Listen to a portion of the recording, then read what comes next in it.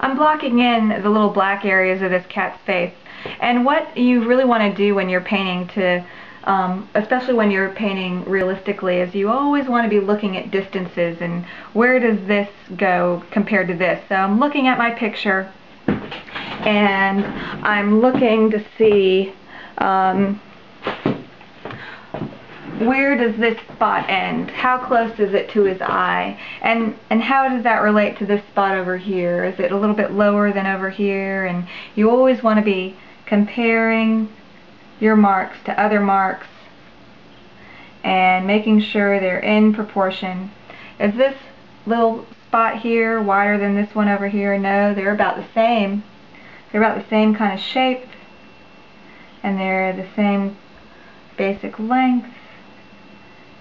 And then it gets narrower up here and it stays kind of the same rectangle shape all the way down almost to his eye.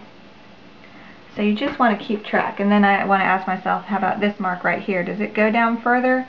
So I look very closely at my picture on the computer screen and just make sure everything's in relation correctly. So that'll help you not get too lost in your painting as well.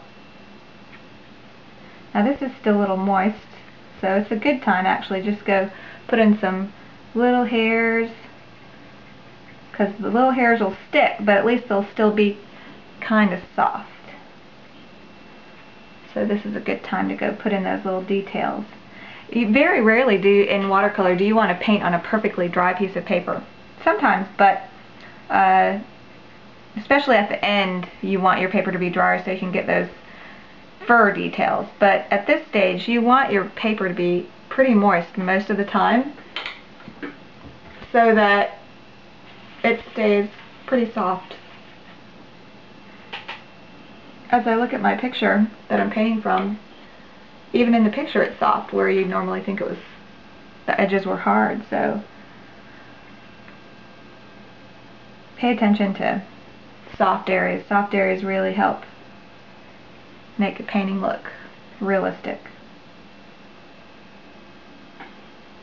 We're not made up of lines, we're made up of shapes and colors, and it all kind of blends together.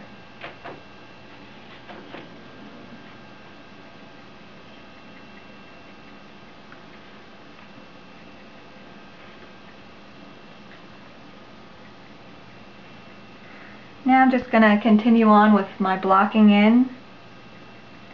This is all pretty dark all through here, so I'm just going to keep blocking in until it finally gets to the point where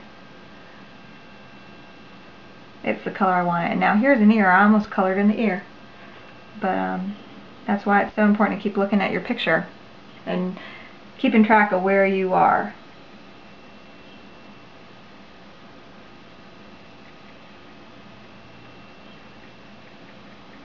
And I'm just doing all this just to kind of give myself a road map.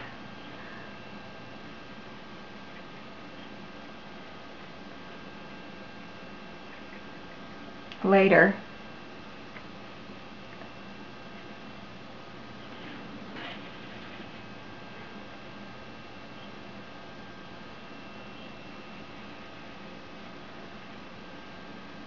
Use your brush as much as possible to get those little fur details in. I'm just going to continue to block in and continue to layer upon layer. I'll let this dry eventually and then I'll go in with another layer and just I'll continue to add to it until I'm happy with how dark it is.